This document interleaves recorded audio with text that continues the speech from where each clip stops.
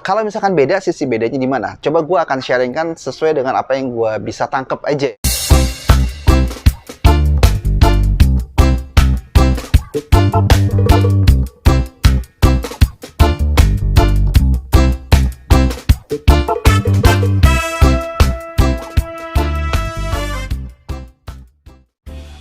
Welcome back with me, Edrin Wangi. Bransis dimanapun lo semuanya berada, bersama dengan gue lagi di sini seperti biasa ngobrolin seputaran wewangian, parfum ya.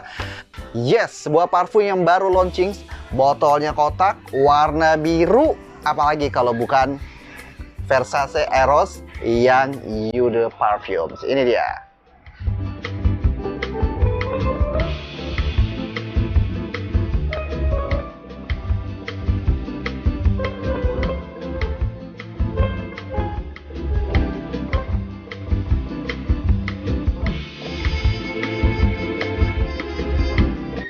Oke, ini dia parfumnya, Versace Eros yang Eau de Parfum. Apakah ini akan se-hype yang sebelumnya? Botolnya nggak ada perubahan, dia paling hanya tulisan Versace Eros Eau de Parfum. Atau itu dari sisi botolnya, seperti itu. Jadi nggak ada yang berubah, ini juga sama. Oke, seperti itu. Kita langsung coba aja, gue akan semprotkan. Oke, kira-kira wanginya seperti apa? Ini masih kosong, kita coba. Oke. Oke. Alright. Oke. Kalau buat gue pribadi, kalau di compare sama yang EDT, gue pribadi secara aroma, gue lebih klik yang ini. Gue pribadi ya. Boleh sependapat, boleh enggak, bebas. Kalau gue pribadi, gue lebih senang ini. Lebih, apa ya, aromanya lebih tebel aja dibanding yang EDT. EDT kan agak-agak fruity gitu ya. Kalau ini buat gue yang EDP, walaupun dia ada citrusnya di top notes, tapi dia aromatic woody-nya lumayan ada juga, lumayan. Lalu ada fresh spicy-nya itu ya. Itu fresh spicy juga muncul. Mint-nya juga berasa. Oke. Sedikit leather. Sedikit leather, tapi yang paling dominan ini di top fresh spicy-nya ya buat gua ya, lebih tebal gitu ya. Dan vanilla itu di top notes, itu yang gue bisa rasain kalau dibanding sama yang Eau de Toilette. Eau de Toilette tuh lebih agak ringan, lebih light gitu menurut gua. Jadi kalau misalkan lu pengen dapetin nuansa parfum Eros yang versi tebelnya, versi boldnya, maka ini bisa jadi pilihan menurut gue ya, Versace yang Eau de Parfum. Ini kalau kesannya pengen yang lebih muda, lebih casual, lebih apa ya, lebih agak sedikit fresh gitu, yang Eau de Toilette sepertinya lebih bisa menjawab. Kalau ini nih lebih mature aja menurut gue. Nuansanya tuh lebih dewasa, dan ini lebih kayak nunjukin apa, sisi cowok yang wise, sisi cowok yang matang ya, sisi cowok yang mapan, yang bukan tipe cowok yang show off gimana gitu, bukan, tapi dia tipe cowok yang kayak sengaja untuk memberikan pesan-pesan, kesan-kesan yang terselubung, tersirat. Wah, ada udang di balik bakwan. Jadi kalau misalkan cowok pakai ini tuh kayak ngasih impresi sama yang nyium tuh apa ya istilahnya tuh, ngasih rasa penasaran yang lumayan tinggi. Yang EDT aja udah begitu, apalagi yang ini. Jadi ini nuansa sedaktifnya tuh lebih berasa menurut gua. Seksinya juga untuk gua ini lebih oke. Tapi secara umum, vibe-nya secara umum ini aromanya nggak jauh beda sama yang EDT, nggak jauh beda. Cuman ini lebih dewasa. Jadi kalau misalkan ya lu punya dua parfum Versace Eros, yang satu EDT, yang satu EDP, yang EDT lu bisa pakai dalam every occasion, dalam situasi apapun lu asik bisa pakai itu, dan lu kayak ngasih cheers up tertentu dalam diri lu pengen ngasih sisi impresi yang lebih open gitu, lo bisa pakai yang EDT ya. Kalau lo mau kasih kesan yang matang, yang mapan, nah ini EDP lo bisa pakai. Jadi gue ngebayanginnya ketika lo punya parfum Versace Eros yang EDT dan EDP, yang malam lo bisa pakai ini nih. Ini enak banget nih kalau malam dingin, malam cakep banget, cakep banget. Tapi kalau yang EDT ini lebih santai, lebih casual gitu ya. Dua-duanya punya kesan yang 11-12 sebenarnya.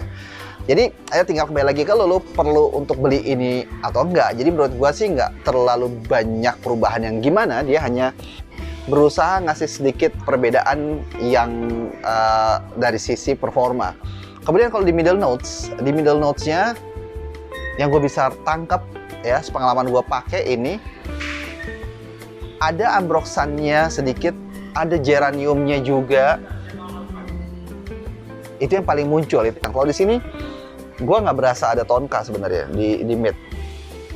Nggak terlalu berasa ada gitu dibanding yang EDT-nya, versi EDT-nya. Nah, kalau di level bass note-nya, jadi yang ada di EDT tidak ada di EDP.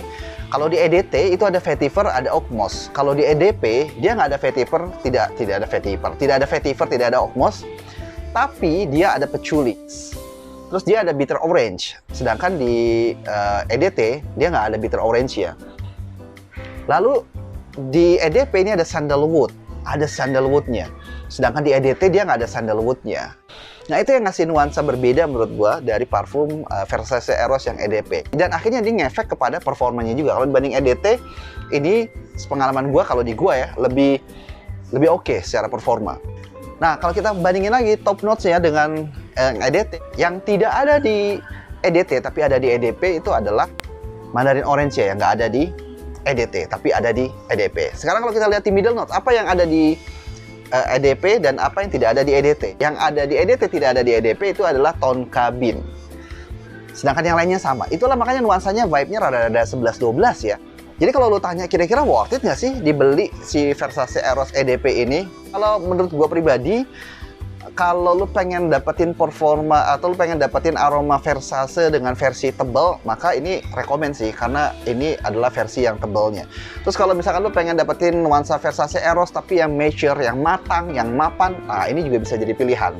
Terus kalau misalkan occasion, EDT sama EDP ini menurut gua agak berbeda. Kalau EDT lu bisa pakai all occasion, sedangkan EDP ini cenderung sore ke malam. Jadi itu hal yang bisa lu pertimbangkan untuk memutuskan lu akan membeli atau tidak membeli. Tapi kalau dari sisi aroma, dari sisi vibe, sebenarnya nggak jauh-jauh beda amat. Ya sedikit aja.